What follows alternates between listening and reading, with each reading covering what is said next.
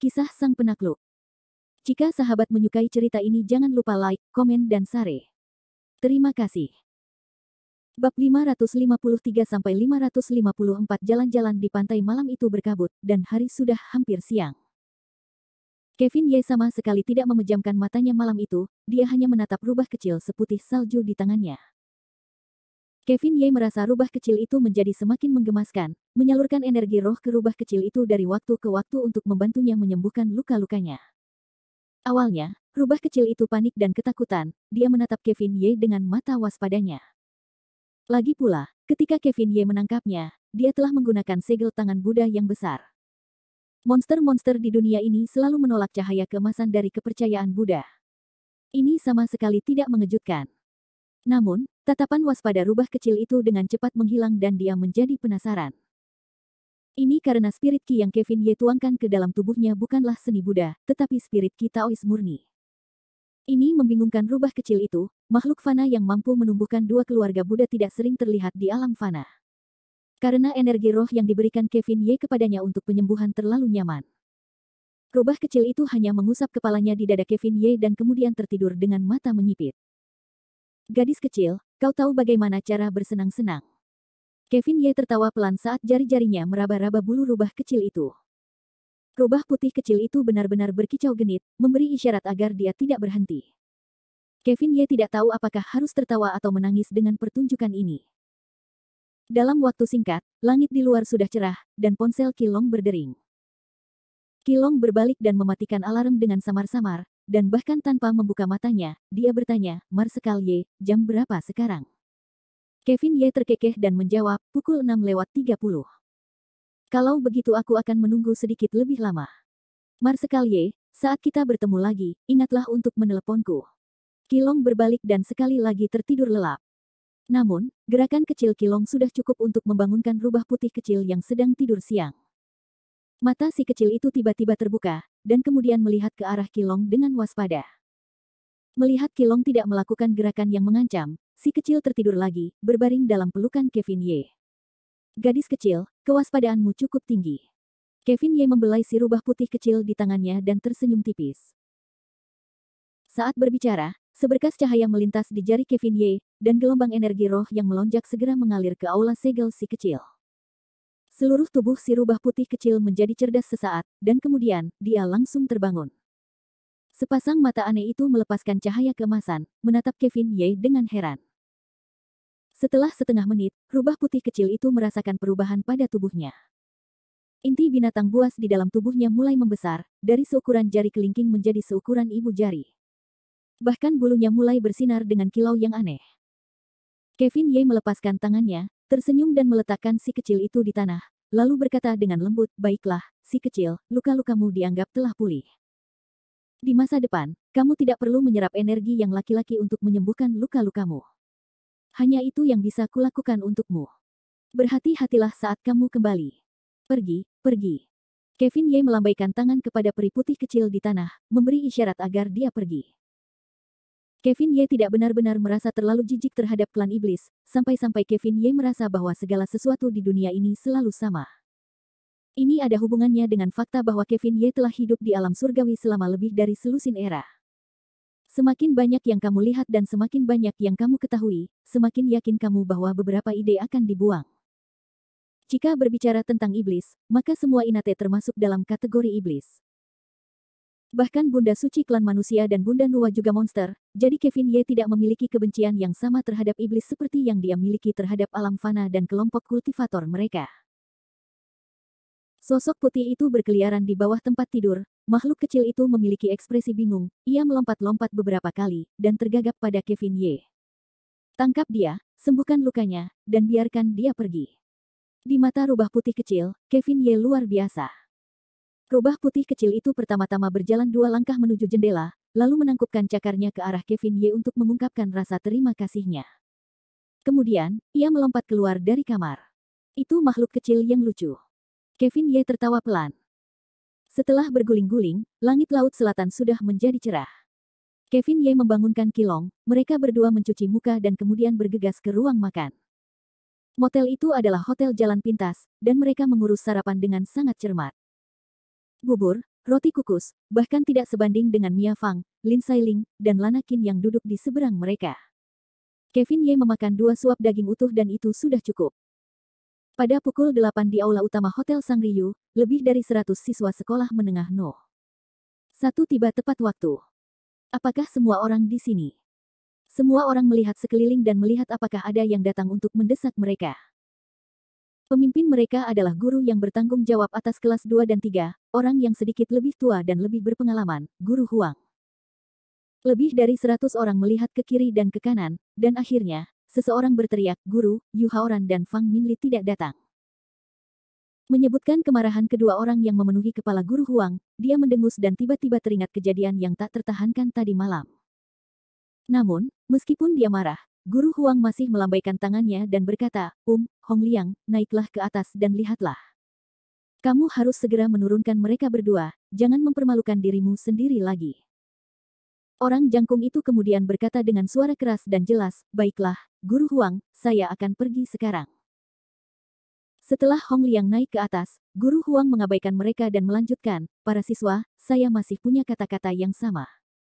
Keselamatan adalah yang utama dalam perjalanan ke Laut Selatan ini. Jangan salahkan saya karena bertele-tele, tetapi keselamatan adalah masalah yang paling penting. Guru Huang berbicara tentang masalah keselamatan selama sekitar 10 menit, menyebabkan semua siswa terus menguap. Saat itu, Hong Liang berjalan menuruni tangga bersama Yu Haoran.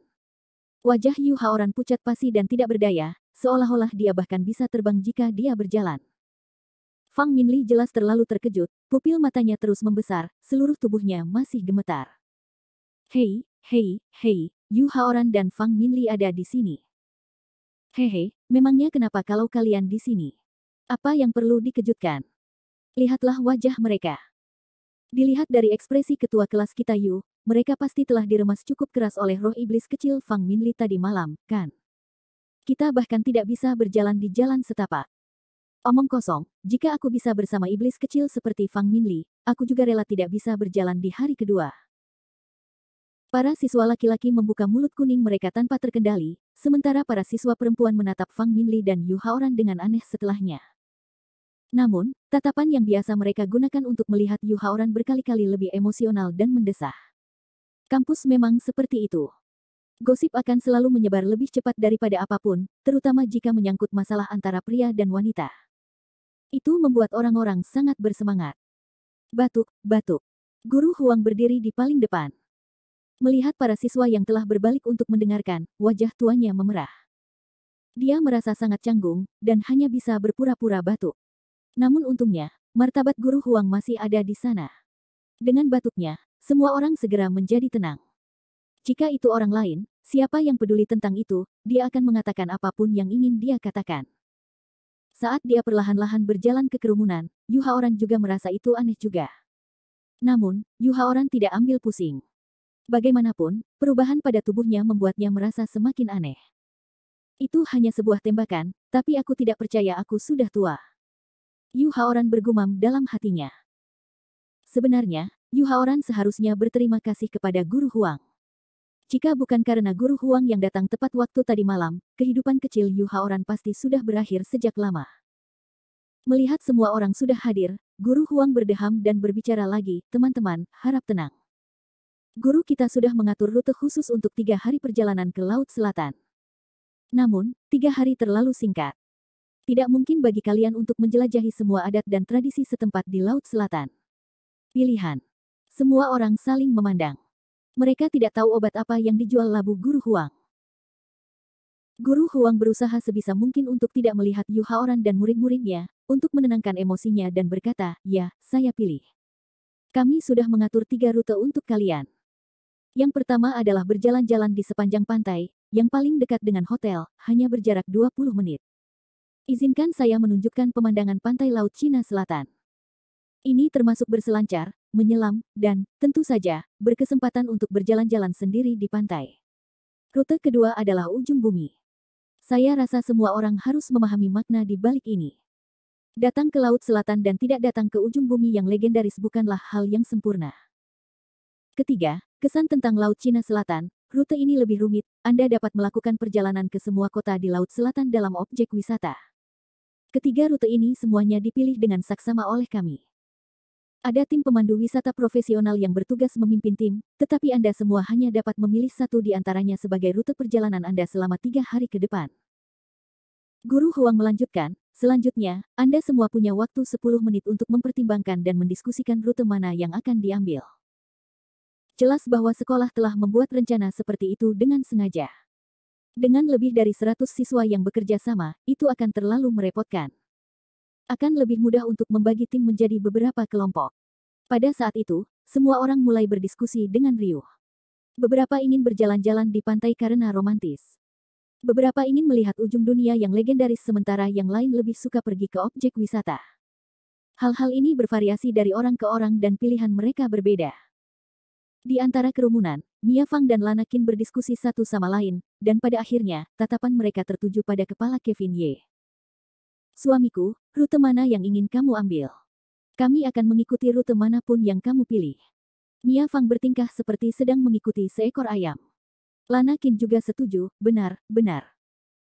Kevin Ye tertawa, mencubit hidungnya dan berkata, aku agak malas, mari kita pilih yang paling dekat, kurasa berjalan-jalan di pantai sudah cukup baik. Aku masih harus mencoba menyelam untuk hal semacam ini. Bagaimana kalau aku bertemu Putri Duyung? Kata-kata Kevin Ye membuat Mia Fang dan Lana Qin berkibar. Meskipun Kevin Ye hanya mengucapkan kata-kata itu dengan suara dingin, orang yang mengatakannya tidak memiliki niat untuk melakukannya. Tidak jauh dari situ, mata Yu Haoran berkilat dingin saat dia berpikir dalam hati, si idiot Kevin Ye ini benar-benar ingin mengintai di dalam air. Bab 554 Kondisi yang muncul. Memilih rute wisata memang tugas yang membingungkan, terutama bagi para siswa yang kesulitan memilih. Melihat rute ini juga merupakan pilihan yang baik, tetapi jalannya juga merupakan jalan yang baik. Hati mereka terjerat, dan mereka tidak tahu harus berbuat apa. Namun, bagi sebagian orang, memilih rute wisata adalah tugas yang sangat sederhana dan jelas. Mereka hanya memiliki satu prinsip, yaitu mengikuti seorang wanita cantik kemanapun dia pergi. Dia tidak hanya dapat melihat pemandangan yang begitu indah, dia juga dapat menikmati kebersamaan dengan wanita cantik setingkat sekolah di sepanjang jalan. Mengapa tidak? Tak lama kemudian, ketiga kelompok orang itu telah membentuk kelompok mereka sendiri. Dari jumlah tersebut, Kevin Ye memilih kelompok yang paling banyak orangnya berjalan di pantai. Dengan lebih dari 100 orang, setengahnya berada di kelompok ini, alasannya sederhana, karena Mia Fang, Lana Qin semuanya telah memilih kelompok ini. Dan di antara mereka yang selamat, Yu Haoran, Qian Zong, dan Fang Minli memilih untuk tetap berada di kelompok ini. Terutama Yu Haoran, yang menatap Kevin Ye dengan jahat sepanjang waktu. Haoran, mengapa kita pergi ke pantai? Aku ingin pergi ke ujung bumi. Fang Minli dengan lembut menyuarakan keinginan dan ketidakpuasannya. Yu Haoran tertawa licik, sayang, aku tentu punya rencanaku sendiri. Ketika saatnya tiba, kamu bisa menunggu dan menonton pertunjukannya. Saat dia mengatakan itu, Yu Haoran mulai menemukan ide yang buruk. Berjalan di pantai menghabiskan hampir setengah dari 3 kelas, sementara 2 tim lainnya menghabiskan kurang dari 50 orang. Melihat itu, Guru Huang yang berdiri di depan menganggukkan kepalanya, baiklah, karena semua orang telah membuat pilihan mereka sendiri, maka kita akan bersiap untuk pergi. Kalian periksa barang bawaan kalian dan lihat apakah kalian memiliki semua barang yang kalian butuhkan, dan jika kalian belum siap, kembalilah dan ambil barang-barang kalian dengan cepat. Begitu mobil kita berangkat, kita tidak akan kembali, semua orang ingat ini baik-baik. Semua orang memeriksa perlengkapan mereka. Setelah mereka semua diperlengkapi, 100 lebih siswa akhirnya meninggalkan ruangan. Ada 3 bus besar menunggu di pintu. Semuanya memiliki plat nomor Laut Selatan, sepertinya mereka dibawa sementara ke sini dari Laut Selatan. Semua orang berbisik satu sama lain sambil tertawa riang sepanjang jalan menuju mobil. Ketiga gerbong dengan cepat berangkat ke 3 lokasi berbeda di Laut Selatan. Mobil yang ditumpangi Kevin Ye praktis penuh. Berdiri di depan mobil adalah seorang pemandu cantik yang tampaknya berusia awal 20-an, mengenakan mikrofon, dengan pakaian sederhana yang dilukis di wajahnya. Halo, semuanya. Saya Qin Yuxin, pemandu wisata Anda untuk jalan-jalan di pantai ini. 3 hari ke depan saya akan membawa Anda ke pantai paling terkenal di Laut Cina Selatan, Pantai Mandala. Pantai Mandala adalah pantai alami. Garis pantainya lebih dari 10.000 meter, yang merupakan salah satu pantai paling indah dan elok di Laut Selatan. Pemandu wisata bernama Kim Yuksin ini memiliki beberapa latar belakang, jadi dia dengan hati-hati memperkenalkan apa yang disebut Pantai Mandala. Namun, di seluruh gerbong, tidak banyak orang yang memperhatikan perkenalannya. Semua orang mengagumi Mia Fang dan kecantikannya, atau saling berbisik, membuat Kim Yuksin merasa sangat canggung. Namun, tidak mudah bagi Kevin Ye untuk bertemu dengan seorang gadis kecil. Dia menjawabnya, saya katakan, pemandu wisata yang cantik, saya mendengar bahwa ada proyek menyelam dan berselancar di pantai, apakah itu benar? Tiba-tiba terdengar suara dari mobil yang berisik itu, Kim Yuksin segera melihat ke arah suara itu berasal. Dia melihat seorang anak laki-laki yang sangat tampan dan ceria berbicara kepadanya, jelas bermaksud untuk membantunya. Di tengah kecanggungannya, Kim Yuksin segera menatap Kevin Ye dengan penuh rasa terima kasih. Sambil tersenyum manis, Kim Yuksin mengangguk dan berkata, siswa ini, tentu saja ada proyek menyelam dan berselancar, tetapi ini semua adalah proyek swalayan. Sekolahmu tidak membayar sebagian biaya ini kepadamu, jadi jika kamu ingin mencoba proyek ini, kamu harus membayarnya sendiri. Ketika mereka mendengar bahwa mereka akan membayar, semua orang merasa tidak puas, mengatakan bahwa sekolah itu terlalu picik. Kevin Ye tampak memiliki ekspresi acuh tak acuh saat dia tertawa, tidak apa-apa, aku hanya tidak tahu apakah ada wanita cantik sepertimu yang akan menjadi pelatih kami. Jika instruktur menyelam itu seorang sosok, lupakan saja, itu sangat membosankan. Kata-kata Kevin Ye yang kurang ajar benar-benar membuat Kim Yuksin geli.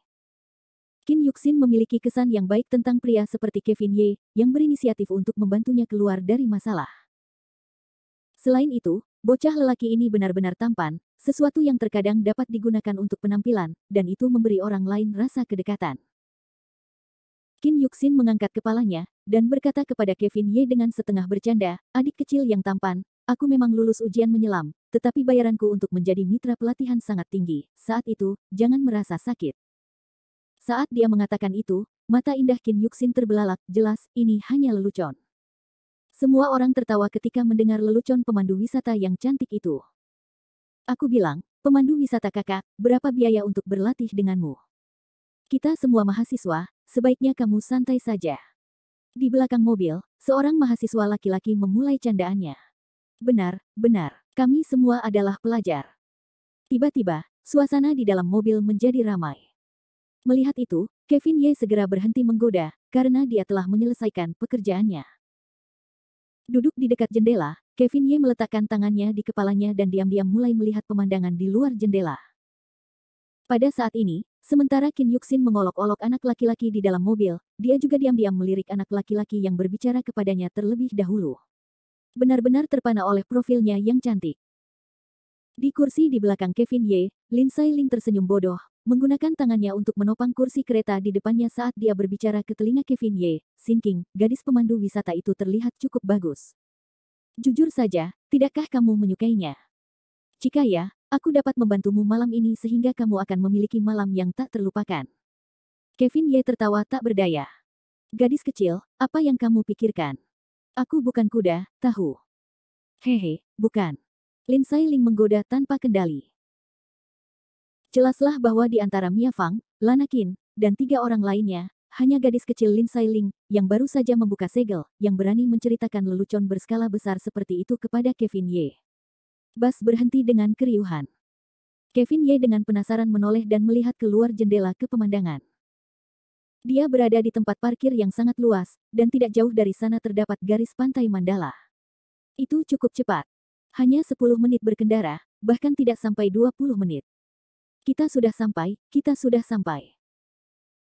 Semua orang melihat keluar jendela ke garis pantai yang tidak jauh dari sana, mereka semua sangat gembira, mereka bahkan tidak membutuhkan Kim Yuksin untuk menyambut mereka, lebih dari 50 siswa sudah dengan cemas mulai turun dari mobil. Namun, gerakan mereka semua dihalangi oleh Kim Yuksin. Siswa, jangan terburu-buru turun dari mobil. Selanjutnya, izinkan saya memberitahu semua orang tentang rencana perjalanan khusus kita hari ini. Suara Kim Yuksin menjadi lebih keras, dan dia berkata, tidak banyak waktu tersisa di pagi hari, jadi aku akan membawa semua orang untuk melihat pantai barat pantai Mandala. Pada siang hari, mari kita pergi ke restoran makanan laut di sisi lain. Sore hari adalah waktu luang kalian. Namun, ada satu hal. Kalian semua harus kembali ke tempat parkir ini sebelum pukul 5.30 sore. Kalian harus ingat waktu ini. Sekarang pukul 5:30 sore. Aku tahu. Semua siswa, baik laki-laki maupun perempuan, menjawab dengan tidak sabar. Pintu mobil terbuka, dan sekelompok siswa sekolah menengah bergegas keluar dalam sekejap seperti seekor naga yang berenang di lautan. Di antara kerumunan, Kevin Ye, Mia Fang dan yang lainnya adalah yang terakhir turun dari mobil. Laut, lihat, ini laut sungguhan. Tanpa sadar, seseorang di antara kerumunan mulai bersorak. Meskipun Lin Hai dikenal sebagai Lin Hai, itu hanyalah laut dangkal dan pantai kuning yang dekat dengan kota.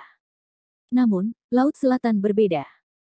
Laut Selatan awalnya adalah sebuah pulau yang menjulang tinggi dari daratan, jadi itu adalah tempat yang paling dekat dengan biru tua di timur.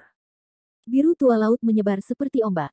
Dari jauh, orang bisa melihat sekelompok pejalan kaki berjalan di pantai.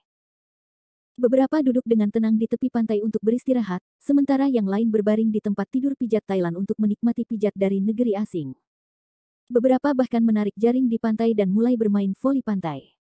Pada saat ini, Qin Yuxin juga turun dari mobil, memegang bendera Xiao Hong, dia berjalan di depan semua orang.